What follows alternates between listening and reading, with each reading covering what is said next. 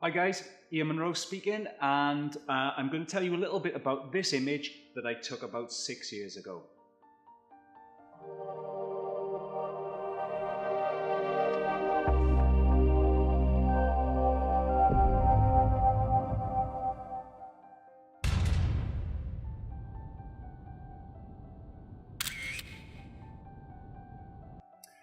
Hi guys, well this is the irony of ironing. It was a real fun picture to do, and we were out on location, myself and my good friend Terry, who sadly passed. We were exploring different locations and options to do a shoot, and I was actually in the disguise of a character that I play called the Journeyman. Now Terry had come along in his ordinary attire, as it were. We stumbled upon this place. It's the general offices of an old hospital. It's in a bit of a state of disrepair. So when we arrived in this room, we opened the door, and much to our surprise and pleasure, the room itself was excellent for photo opportunities. There was a lot of natural light. There was no need to light it. So we set about thinking about a story that we can tell through the stuff that we had available. Unfortunately, we only had available an ironing board and a chair.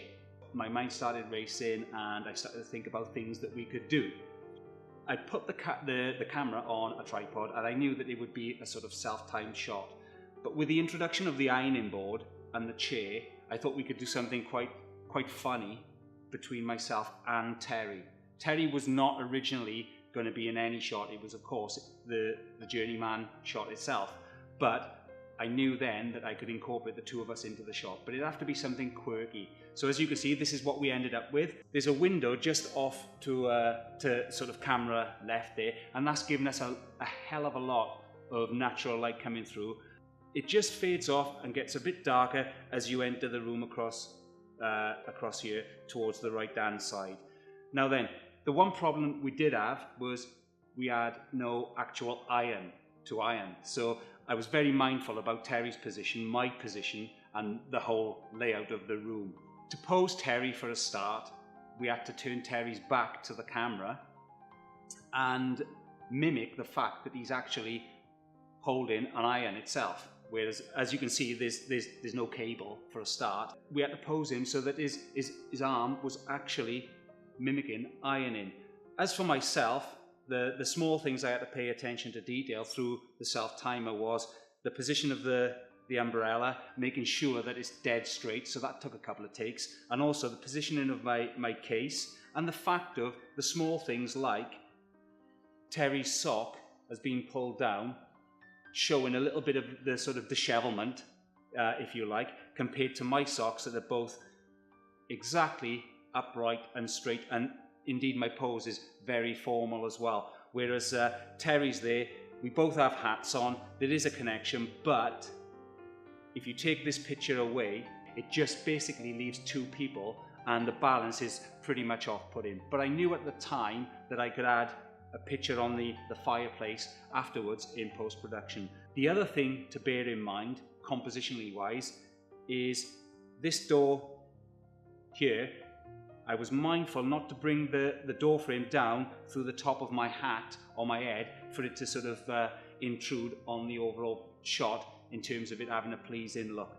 I was mindful not to block the fireplace, just to have something to give us this triangle. The three items that would basically hold the image together.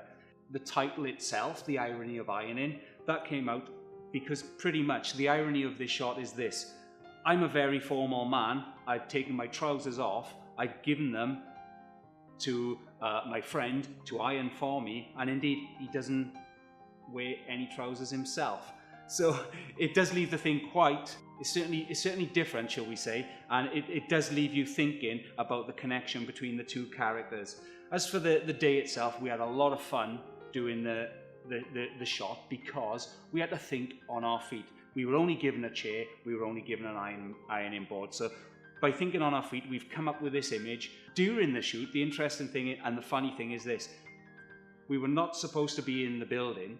There was security outside, and he had a dog with him that was pretty angry, shall we say. And during this time, this large window over here. Terry, being the curious guy that he was, he deemed it fit to go to the window without any trousers on, peeping out at the security guard to check where he is. My realization was instant horror, to be fair, knowing the fact of how would it look with an old guy and a middle-aged guy with no trousers on inside a derelict building, with one dressed up in a gent's sort of suit and bowler hat. It wouldn't look quite well. Put it this way, we couldn't explain ourselves very easily to the security, but as it were, that was fine, and we got the shot done and we managed to get out in time.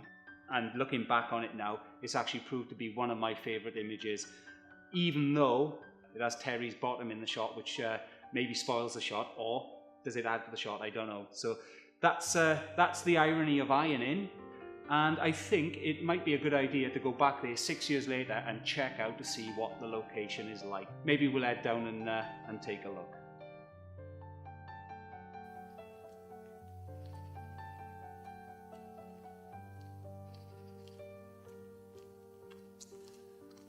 So, we're here on the location 6 years after the date of the shoot, and as you can see by the building behind me, it really was, still is to some degree, but really was a real nice feature of a building. The brickwork's fantastic, and there's still a lot of ornate bits and bobs left over. But just over my shoulder, up at the top corner of your screen, you'll see the room where the actual picture was done. And I must say, I haven't been back for this length of time, and it's quite nice to see it. So this is just giving you a little bit of an insight into the shot, where it was taken, and exactly what went on behind it. So I hope you've enjoyed what you've seen, and I'll catch you again real soon.